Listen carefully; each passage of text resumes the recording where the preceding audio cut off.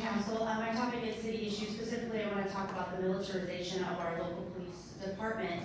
There was a time in this country when peace officers were honored and respected, but now as we move forward in this post-9/11 world, a world where the illusion of security is held at a higher value than the liberty of the free people of this country, we find ourselves fearful and resentful of law enforcement.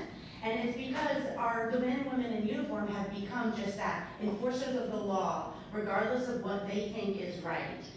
They become just cogs in the wheel of the military-industrial complex. And this is how a police state is implemented. It's done slowly, and it's done by good people not speaking up when it's happening right before their eyes. We want peace officers that operate in a manner consistent with this peaceful community that we have here in Austin. Austin enjoys one of the lowest crime rates in the country, and that's something that we should be proud of. Last week, this council passed authorized a contract with Citel Group, which is $350,000, and it's grant money, of course, which is, as you know, printed by the Federal Reserve, and it's further crippling our economy and putting us into more and more debt.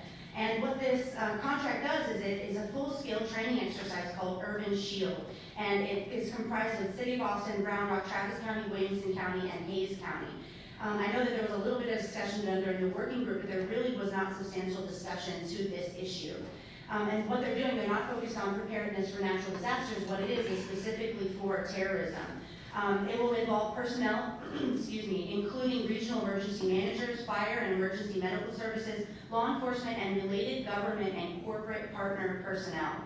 I think that that is key. What they highlight is the fact that the City of Austin will be working with different jurisdictions in Central Texas, but what they downplay is the fact that there's going to be related government and corporate personnel. And when you look at the execution of this exercise around the country, you'll see that our police officers are going to be training alongside U.S. military and foreign troops are doing this. And they're doing these in countries in the Middle East. That's absolutely terrifying. These things are designed for war zones. Is that what America has become? Is that what Austin is a war zone? And if so, who is the enemy?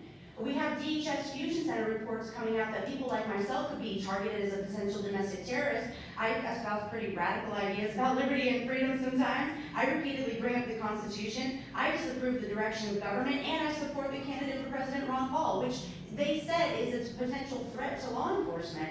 That's really scary to someone like me, and it's a scary direction that our country is going in a city in particular. And what makes Citel Group even more disgusting is that they're facilitating the war profiteering of their sponsors. They also do vendor shows, which offers access to the latest gadgets and tools, and one of the vendors is L3, the very corporation that spent $5 million on federal lobbyists last year, and that we have their machines in our airport and our prison now. We have a body scanner in Travis County Jail. I'd like to see more discussion on this, please. I'd like to see us only work with local personnel rather than the military, and we can do this through the Public Safety Commission. Thank you very much. Thank you, Mayor.